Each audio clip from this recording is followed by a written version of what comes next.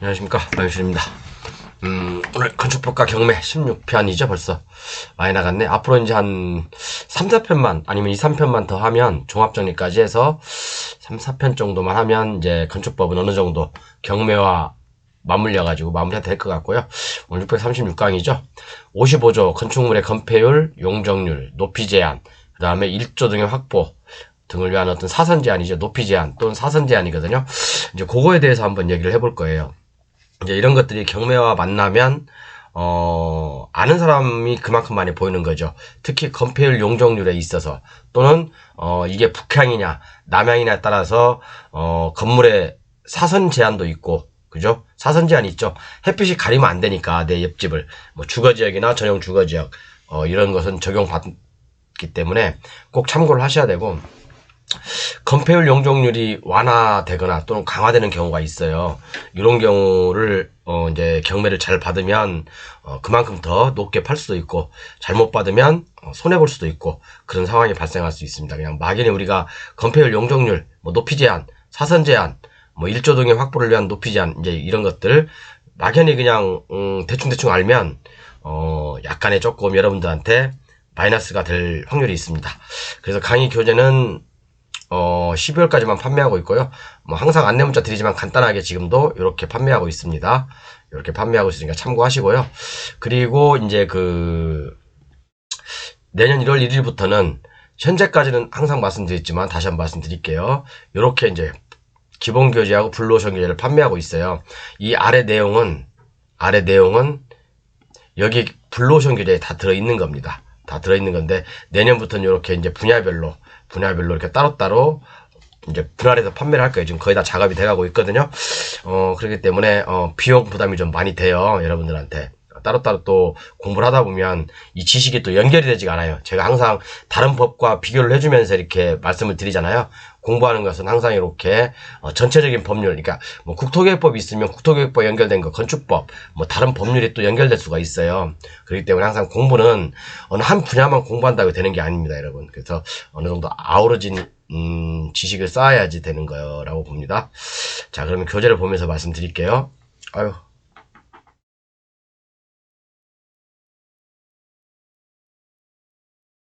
어디냐? 요건 아니고, 요건가 봅니다. 자, 그래서 이번에 636강. 이게, 판례는 저번 강의했죠, 이거요? 판례는 했고. 그 다음에 이제 636강. 건폐율, 용적률, 높이 제한, 1조 등의 확보. 이걸 공부하기 전에, 여러분, 요것을 제가, 브리핑하기 전에, 건축법 55조부터 61조까지 있거든요. 이 내용은, 보시면 여러분들 뭔 내용인지 몰라요. 그냥 무슨 소리말 하는갑다. 법조문이 항상 그러잖아요. 뭐 특히 판례 같은 경우 처음부터 끝까지 마침표가 없습니다. 이제 그런 것들 참고하셔서 공부하시면 되고요. 건폐율, 용적률, 높이 제한, 요거 여러분 가만히 한번 보십시오. 요거에서 많이 들었던 내용이죠. 요거 뭐 다 알고 있지만 국토계획법에 나오는 거잖아요. 그죠?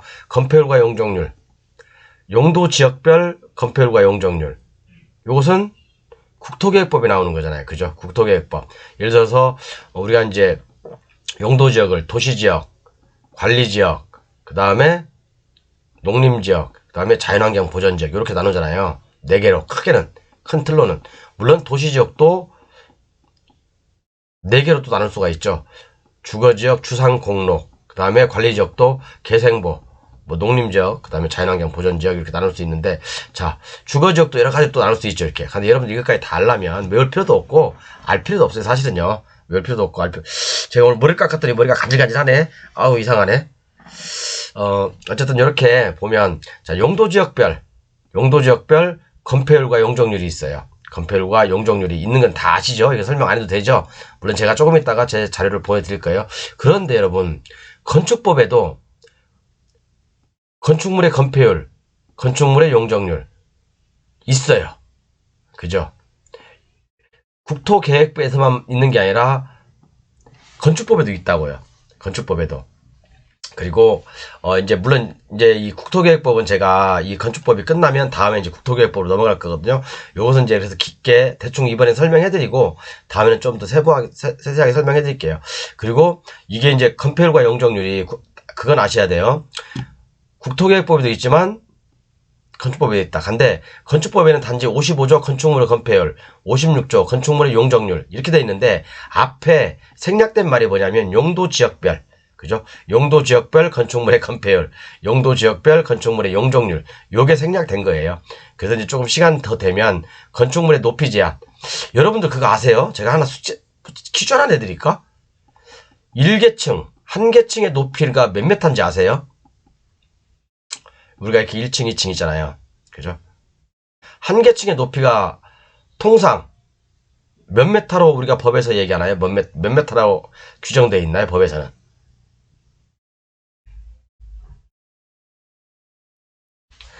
한 계층의 높이가 몇 메타인지 아세요? 몇 메타 이내로 규정되어 있는지 아십니까? 요건 제가 한번 숙제 한번 내드릴게요. 이거 모르는 분들 굉장히 많더라고요. 진짜 많아요. 한 계층의 높이. 물론 조례에 조금 위임이 돼 있어요. 조례에 따라서 조금 위임이 돼 있지만 국토계획법이나 아니면 그 건축법에 대해 얘기하는 1계층, 우리가 이거 1층이죠, 1층. 1층의 높이를 몇 메타로 제한하고 있는지 그거 아시는 분들은 나중에 여기 한번 댓글 한번 달아주세요. 유튜브에다가. 모르시는 분들 굉장히 많더라고요. 그죠? 그 다음에 이제 또 시간 되면 1조 등 확보를 위한 건축물의 높이 제한이 있어요. 이거하고 건축선에 따른 건축 제한 요거까지 한번 다 해볼게요. 그리고 77조 결합건축 대상지가 있는데 요것도 한번 제가 코멘트 하려면 시간이 너무 많이 걸리겠죠. 이번 시간에도 한번 해보는 데까지 해보고 안 되면 다음 시간에 한번 해보겠습니다. 자, 우리가 그래도 건축법을 보면 건축법 55조 건축물의 건폐율이라고 돼 있죠. 그리고 56조에는 건축물의 용적률이라고 돼 있죠. 그죠? 그럼 이제 법조문을 한번 읽어볼게요. 제가 뭐라고 써 있는지. 대지 면적에 대한 건축 면적을 뭐 건폐율이라고 하는 거고, 그죠? 대지 면적에 대한 연면적을 갖다가 뭐 이런 건 물어도 되고, 그죠? 다 아시잖아요, 이거, 그죠? 설명 안 해도. 그런데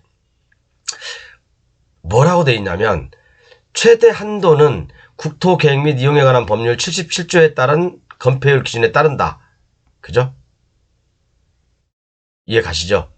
다만 이 법에서 기준을 완화하거나 강화하여 적용하도록 규정한 경우에는 그에 따른다 라고 되어 있거든요. 이게 뭔 말이에요, 여러분? 이게 뭔 말이냐고요.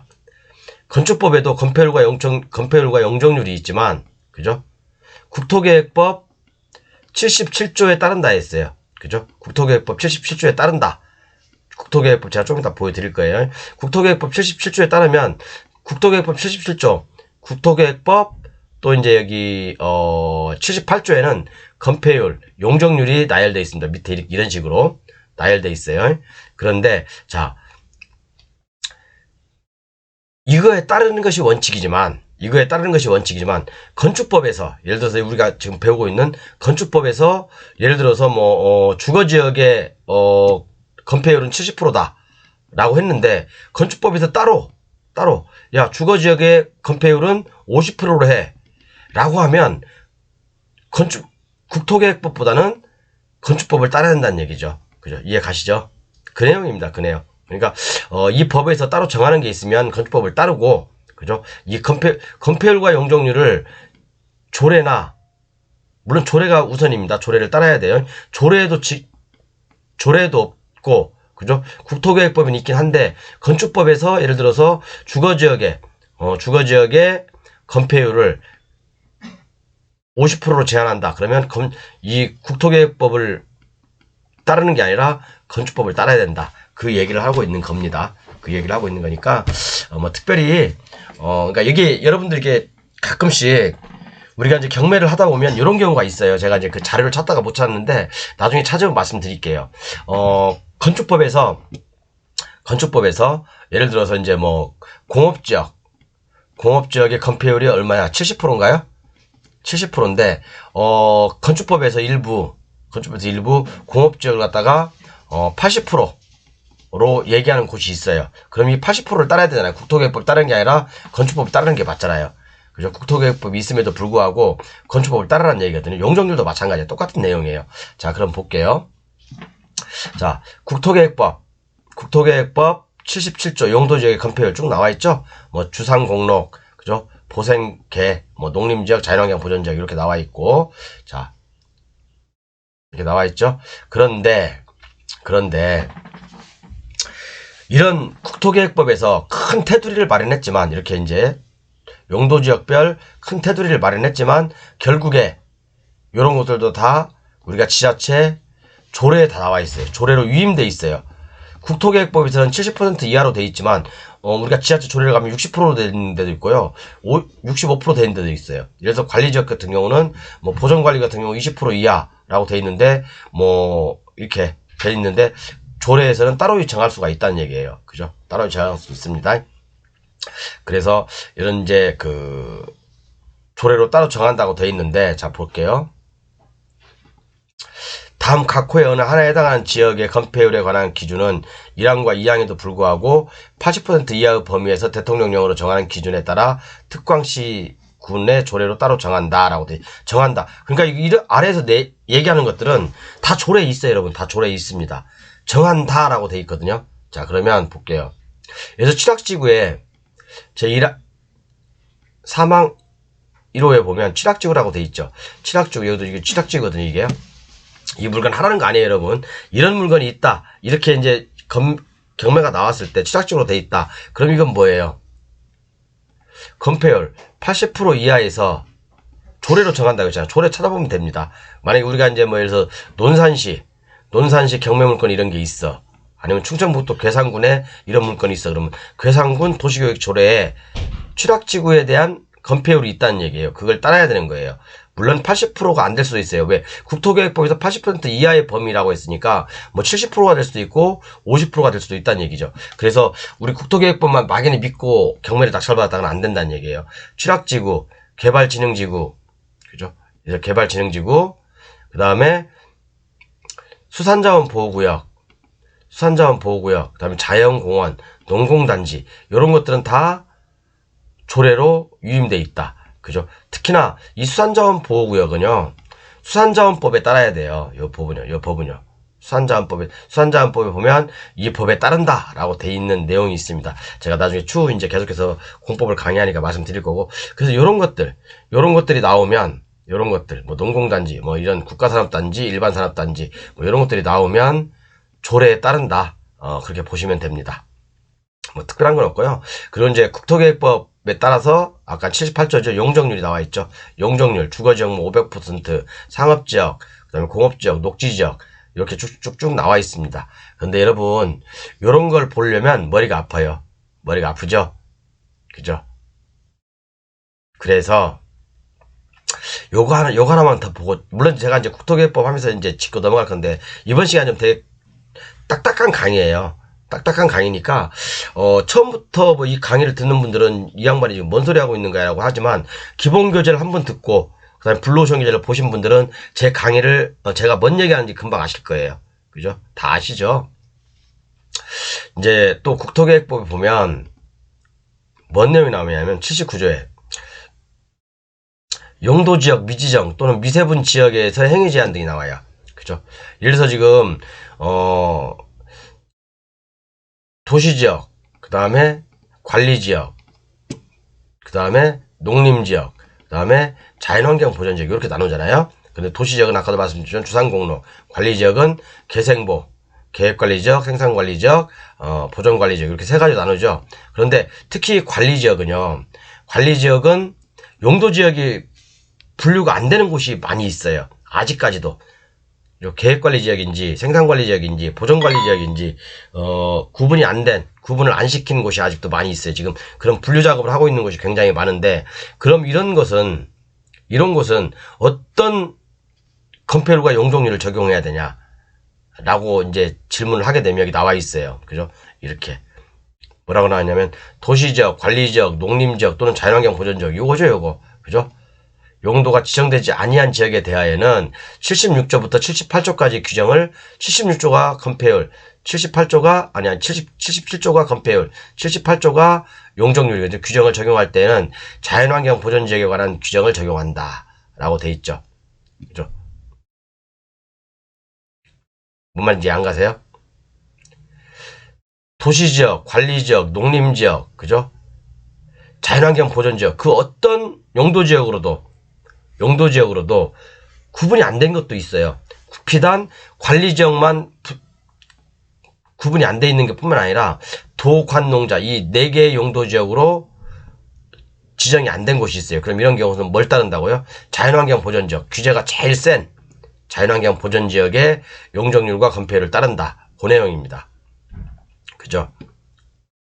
그리고 또 하나 뭐냐면 도시지역 또는 관리지역이 세부 용도로 지정되지 아니한 경우, 이런 경우 제가 옛날에 요건 강의를 했습니다. 제 유튜브 실전 경매 24강을 참조하시면 됩니다. 이 내용이 나와 있어요. 관리지역이 예를 들어서 그냥 계획관리, 생산관리, 보전관리라고 돼 있지 않고 그냥 관리지역으로만 돼 있어요. 용도지역에. 그러면 세분화가 돼 있지 않은 거잖아요. 그죠? 세분화가 돼 있지 않은 거죠. 그럼 이런 경우도 이 중에서 제일 센 게 뭐예요? 보전관리죠. 보전관리지역의 행위제한을 따른다. 용적률, 건폐율 제한을 따른다. 라고 돼 있습니다. 그렇죠? 이해 가시죠? 그리고 국토계획법 제8조에 보면 개발제한구역에서 행위제한. 개발제한구역에서 행위제한. 당연히 이것은 개발제한구역법에 따라야죠. 그죠? 지구단위 계획이 제일 깡패고, 그 다음 깡패가 개발제한구역이다. 그죠? 예를 들어서 이게 개발제한구역이고, 개발제한구역 안에 지구단위 계획이 이만큼 있어. 그러면 개발제한구역법을 따라야 돼요? 지구단위 계획법을 따라야 돼요? 이것은 지구단위 계획법을 따라야 되는 거예요. 그러니까 개발제한구역 아니라 하더라도 제일 지구단위 계획자가 붙으면 대한민국에서 제일 깡패예요. 얘가 제일 깡패예요. 수산자원 보호구역에 지구단위 계획이 얹혀져 있다. 아니면 계획관리지역에도 지구단위 계획이 얹혀졌다. 아니면 이 개발제한구역 안에 지구단위 계획이 얹혀졌다 하면 무조건 이 지구단위 계획을 따라야 됩니다. 이게 깡패입니다. 깡패. 그 다음에 센 게 요거 개발제한구역. 그죠? 그 다음에 도시장애인공원구역. 그죠? 도시자연공원구역. 제가 옛날에 도시자연공원구역에 대해서는 할 말이 엄청 많지만 더 이상 이제 안 할게요. 그죠? 야매다, 야매. 근린공원은 도시계획시설이잖아요. 그죠? 도시계획시설이니까 20년 동안 미집행한 경우에는 해제하든지 보상해주든지 해야 되는데 요걸 근린공원을 도시자연공원구역으로 딱 묶어버려요. 국토계획법의 용도구역으로. 그죠? 그러면 국가에서는 보상해줄 의무가 없는 거예요. 이제 요런 야매를 부린 거에 대해서 제가 한번 일전에 피를 토하면서 한번 얘기한 적도 있고. 자, 이해 가시죠? 이렇게 보시면 됩니다. 그래서 위에 있는 표를 여기 제가 한눈에 볼 수 있도록 해드릴까? 한눈에 볼 수 있도록 해드릴게요. 자, 위에 있는 요거 용도지역 있죠? 용도지역, 도시지역, 관리지역, 농림지역, 자연환경 보전지역. 도시지역은 또 주거지역, 상업지역, 공업지역, 녹지지로 나오고, 관리지역은 계획관리지역, 생산관리지역, 보전관리지역으로 나누죠. 이 도시지역, 관리지역, 농림지역, 자연환경 보전지역으로 용도지역이 세분화되지 않는 곳에 건폐율과 용적률은 뭘 따른다고요? 자연환경 보전지역이 제일 센 거. 그리고 만약에 이게 관리지역이야. 관리지역도 계획관리, 생산관리, 보전관리로 지정되어 있지 않고 그냥 단지 용도지역의 관리지역이라고 딱 표시되면 뭘 따른다고요? 이 관리지역 중에서 제일 센 보전관리지역의 건폐율과 용적률을 따라야 되고, 도시지역에서도 주거지역, 상업지역, 공업지역, 녹지지역으로 분리가 안 되는 곳이 있어요. 그럼 뭘 따라야 된다고요? 제일 센 놈 요거 자연녹지지역을 따라야 된다. 그 내용입니다. 그리고 여기 보시면 건폐율과 용적률,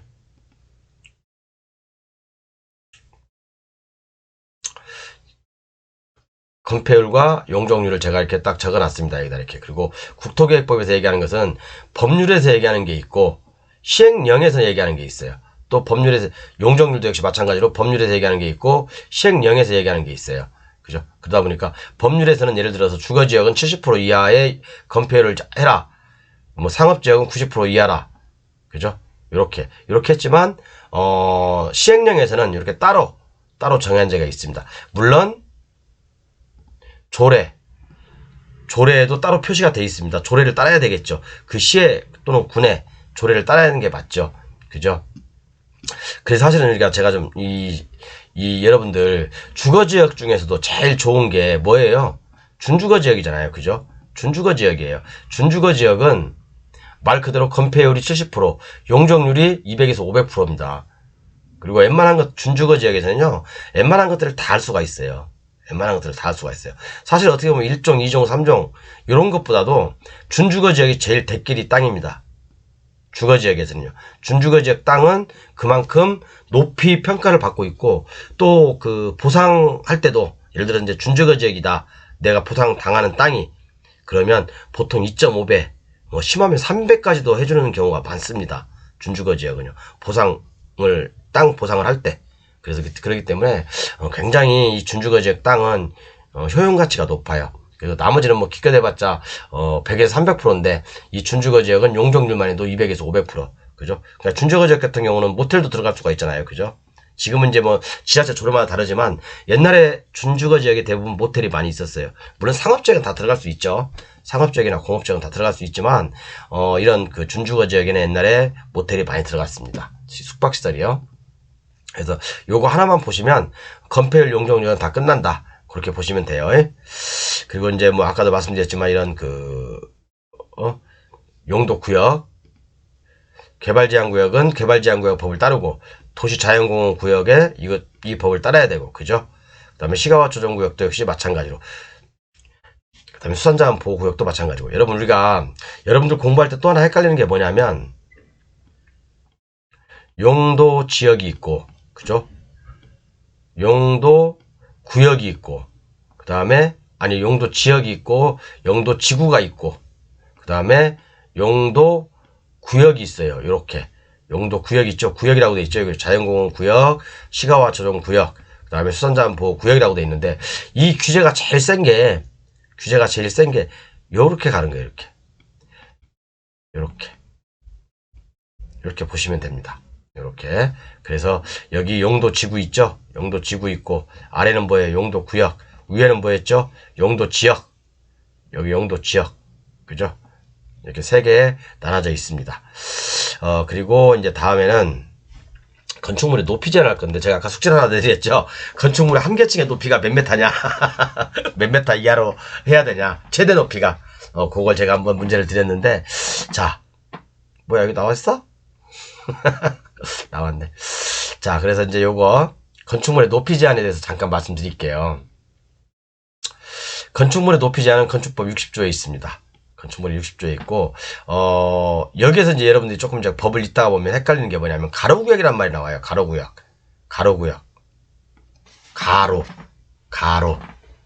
가로구역이다. 자, 요것은 한번 법점을 읽어볼게요, 여러분. 법점을 읽어보면 딱 용어를 모르니까 여러분들이 헷갈리는 거예요. 여러분들이 이 가로구역이라는 용어 자체를 모르니까, 좀 굉장히 헷갈릴 수 있는데, 자, 건축물의 높이 제한에서, 자, 허가권자는 가로구역을 단위로 하여 대통령령으로 정하는 기준과 절차에 따라 건축물의 높이를 지정 공고할 수 있다. 라고 되어 있거든요. 그리고 또, 당연히 이 가로구역은, 강화하거나 완화하여 적용할, 강화는 아니고, 완화할 수 있다라고 되어 있는데, 뭐 이런 것까지는 알 필요가 없고. 그러니까, 이 가로구역이라는 게 뭐냐면, 예를 들어 어떤 이제 여기 제가, 장사하고 있는 정왕동이 있어. 정왕동에도 이렇게 뭐 도로들이 쭉쭉 나 있을 거 아니에요, 이렇게요? 이렇게. 도로들이 이렇게 쭉쭉, 뭐 요렇게, 뭐 이렇게 대충 합시다, 그냥 이렇게. 뭐 요렇게.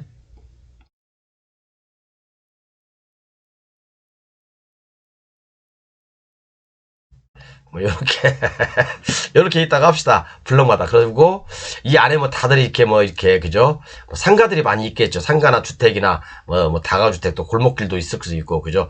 이 가로구역이라는 게 뭐냐면 일단의 도로로 둘러싸인 구역을 이 가로구역이라고 하는 거예요. 이게 이것도 하나의 가로구역이 되겠죠. 이렇게요. 그죠? 가로구역 하면 여러분 뭐 가로수가 있는 길이 아니고 이게 길 가짜예요. 길 가짜. 길로자, 길 가짜. 그죠? 여기 있잖아요. 길 가짜, 길로자. 그러니까 하나의 길로 둘러싸여 있는 곳이에요. 길과 길로 둘러싸여 있는 곳을 가로구역이라고 한다. 그죠? 이해 가시죠? 그래서 우리가 이제 가로구역 높이 제한인데 이 가로구역 이게 하나의 블럭이라고 그러니까 블럭이라고 보시면 돼요. 블럭이라고 보면 굉장히 편하거든요. 가로구역이라고. 그러니까 길 가짜, 길로자, 가로. 그냥 가로. 그러니까 길이 두 개라는 거예요. 그죠? 여기도 길, 여기도 길. 그러니까 하나의 길로 둘러싸여 있는 이 구역을 가로구역이라고 합니다. 이걸. 여기는 뭐 집들도 많이 있겠죠. 이렇게요. 상가도 있고, 단독주택도 있고, 연립도 있고, 많이 있을 수 있겠죠. 그리고 이 가로구역 안에 높이를 제한할 수 있다는 얘기예요. 그죠? 높이를 제한할 수 있다는 얘기니까 요것도 조례에 나와 있어요, 여러분. 그죠? 조례에 나와 있으니까 한번 보시면 되고요. 그 다음에 이제 뭐 여기 1조 등에 대한 높이. 1조 등 확보를 위한 건축물의 높이 제한이 있는데, 여기 이제, 요것은 여러분 다 적용하는 게 아니에요. 그죠? 전용 주거지역과 일반 주거지역. 뭐 상업지역은 적용 안 합니다, 여러분, 이거. 그러니까 우리가 이제 경매물건에 나왔어. 경매물건에 나왔는데, 주거지역이야. 아니. 주거지역 중에서도 일반 주거지역, 전용 주거지역, 이렇게 나눠져요. 그죠? 이 주거지역은 뭐까지 나누죠? 전용 주거지역, 일반 주거지역, 준 주거지역, 이렇게 나오죠. 이렇게 나누죠. 그렇죠? 그렇잖아요? 전용 주거지역, 일반 주거지역, 준 주거지역, 이렇게 세 가지 나뉩니다. 그죠? 그런데 준 주거지역은 제가 볼 때는 제일 좋은 땅이라고 했죠. 제일 좋은, 이 주거지역 중에서 제일 좋은 땅이죠. 단지 이 1조 건축물에 1조를 영향받는 것은 전용 주거지역, 일반 지역인데, 왜 예를 들어서 우리가 보세요. 도로가 이렇게 하나 있어요. 그리고 또 여기다 도로가 이렇게 있어요. 도로가 이렇게 있어. 그러면 여기가 이렇게 나대지야, 이렇게. 이게 대부분 이렇게 많이 돼 있죠. 이렇게 여기 나대지들 이렇게 돼 있죠. 뭐 건축물이 있는 나대지도 있을 수 있고, 그죠? 건축물이 없는 데도 있을 수 있고, 이렇게 이게 나대지라고 합시다. 이게 블럭블럭마다 다 이렇게 이게 다 나대지야. 다 나대지. 건축물이 없어. 자, 그러면 우리가 어디 길을 가다 보면, 자, 햇빛이 예를 들어서 여기가 북쪽이에요. 방향이 여기가 북이라고 합시다. 북쪽 N, 여기가 S, 사우스, 남쪽이라고 하면, 자, 태양이 어떻게 떠요? 태양이 요렇게 동쪽에서 떠가지고 남쪽으로, 서남쪽으로, 요렇게 서쪽으로 넘어가죠. 이렇게요. 태양이. 그럼 그림자가 어떻게 비치죠? 그림자가 이쪽으로 비치잖아요. 그죠? 그림자가 이 뒤쪽에 생기잖아요. 그러면, 자, 내가 이 앞에 쪽에, 그죠? 이 앞에 쪽에 건물을 높게 지어버리면, 이 뒤쪽은 해가 이렇게 질 때 그늘이 생기게 되잖아요. 이쪽은요. 그죠? 그렇기 때문에 이쪽은 이렇게 건물을 계단식으로 깎아야 되는 어떤 경우가 있어요. 햇빛이 잘 들게끔, 건물을 이렇게 요 모양처럼 깎아야 되는 경우가 있거든요. 그러면 내가 용적률에 대한 약간의 어떤 그 불합리한 것도 있죠. 그죠? 그래서 우리는 토지를 살 때, 임야도 마찬가지예요. 임야도 예를 들어서 북향이다. 향이 북향이다. 물론 그런 건 있어요, 여러분. 이게 임야도 마찬가지야. 이렇게 산이 이렇게 있어. 근데 태양이 이렇게 떠. 그러면 이쪽 앞쪽은 양지지만 뒤쪽은 음지가, 태양이 비치는 시간이 짧잖아요. 그죠? 우리가 임야를 개발하고 할 때도 이런 북향의 임야는 안 좋아요. 북향의 임야는 안 좋다고요. 그죠? 북향의 임야는 안 좋아요. 뒤쪽이니까. 음지니까. 이런 도시지역하고 틀려요. 그런데 이쪽, 우리가 이제 이렇게 도시지역에서 일반 주거지역과 전용 주거지역에서는, 그죠? 이런 북향의 땅이 좋다는 얘기예요. 왜? 그만큼 용적률을 많이 받을 수 있으니까. 이것은 뭐 도로가 있으니까, 뭐 햇빛이 이렇게 비쳐도 그림이 도로에 있으니까, 그림자가, 그죠? 음지가 도로로 생기니까, 뭐 여기 집 짓는 거하고는 아무 상관없잖아요. 그죠? 일조의 피해가 없잖아요. 그렇기 때문에 이런 남향의 어떤 땅보다는 북향의 땅이 좋은데, 이런 우리가 임야를 볼 때는 북향의 어떤 그 음지에 있는 임야는 안 좋습니다, 여러분. 북쪽을 바라보고 있는 임야는 툭 꺼져가지고, 이렇게 제가 말씀드린 것은 이게 앞쪽이고 이게 언덕백이라고 한다면, 이게 앞쪽이고 이게 뒤쪽 땅이라고 한다면, 이쪽 뒤쪽에 있는 건 안 좋다는 얘기예요. 왜? 햇빛이 비치는 시간이 짧아요. 그죠? 우리가 이런 임야를 개발하기 위해서는, 개발할 때는 뭐 단독주택이라든가 아니면 세컨하우스 아니면 뭐 여러 가지 다른 용도로 사용하겠지만, 여기 이제 햇빛이 너무 많이 안 들면 안 좋잖아요. 그죠? 너무 응달이면 음의 기운이 뻗쳐가지고 안 좋아요. 그래서 산을 볼 때도 그러니까 북향보다는 산은 남향이 좋고요. 그죠? 이런 우리가 도시지역에서는 이런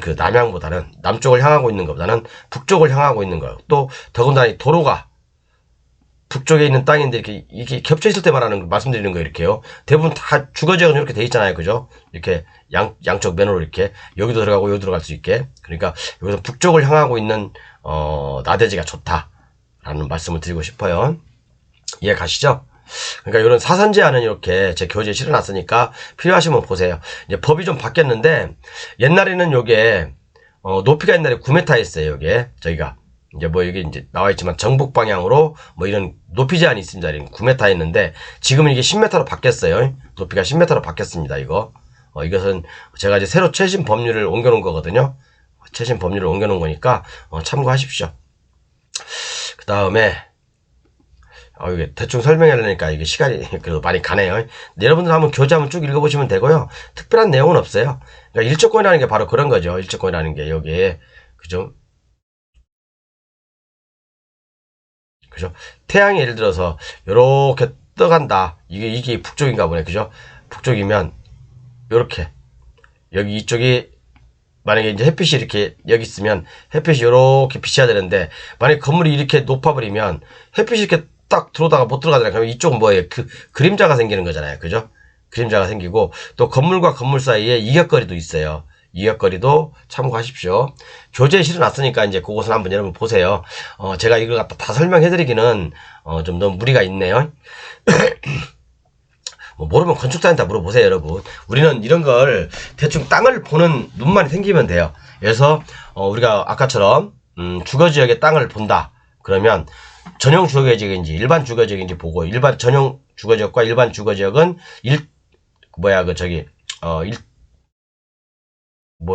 갑자기 뚝 멈춰버렸네. 어쨌든 일조권의 침해를 받기 때문에 그죠? 사선 제한도 생긴다라는 걸 아시면 그죠? 남향에 있는 땅보다는 같이 이렇게 건물이 이렇게 두 개 있다면 땅이 도로가 이렇게 있고 여기도 도로가 있고 여기가 이제 이렇게 나대지라고 했을 때 이렇게 나대지라고 했을 때 이 땅보다는 오히려 이 땅이 북쪽을 바라보고 있는 땅이 북쪽 도로를 바라보고 있는 땅이 더 좋을 수 있다. 여기는 아까처럼 건물을 이렇게 잘라야 되는 건물을 이렇게 잘라서 햇빛이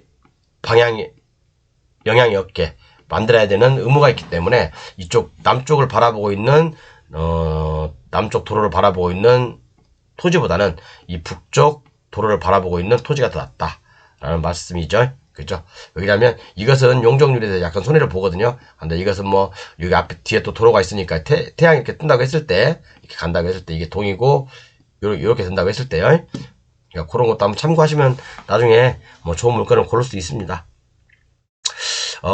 요게 뭐 제가 정리를 해놓은 건데 요거예요. 그냥 내용은 거래시 조심의 사항에서 이제 일조권 사선 제한으로 북쪽으로 도로가 인접해 있는 건물이 일조권 사선 제한의 규제를 덜 받기 때문에 남쪽으로 도로가 인접해 있을 때보다 건물의 용적률을 최대한 활용할 수 있게 되어 투자 가치가 높습니다라고 해놨거든요. 그죠?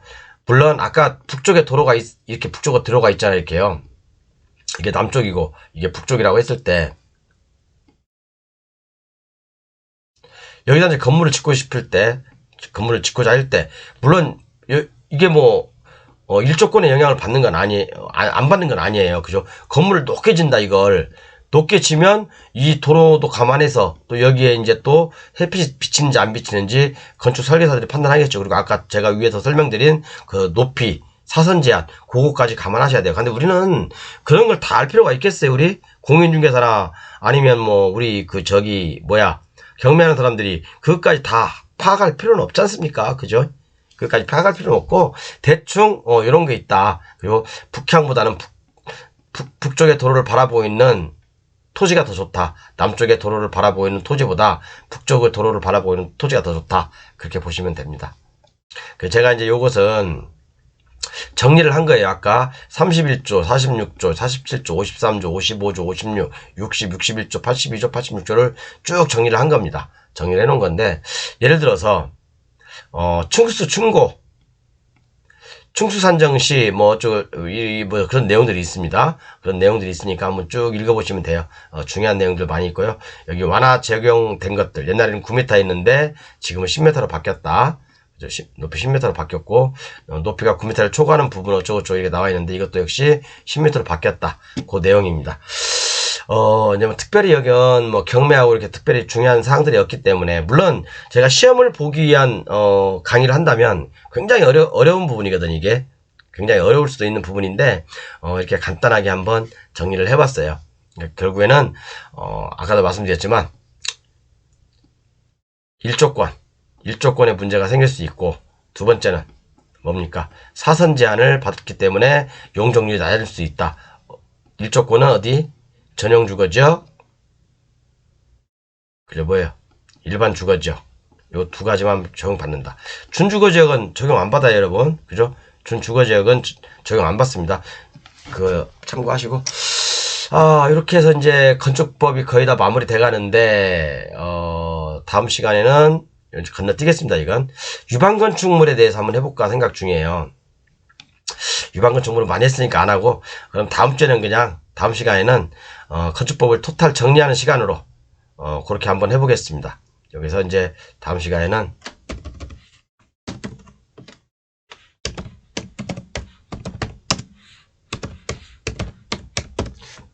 건축법 총정리, 636강이죠, 이제. 636강에서 건축법 총정리를 해보겠습니다. 네, 감사합니다.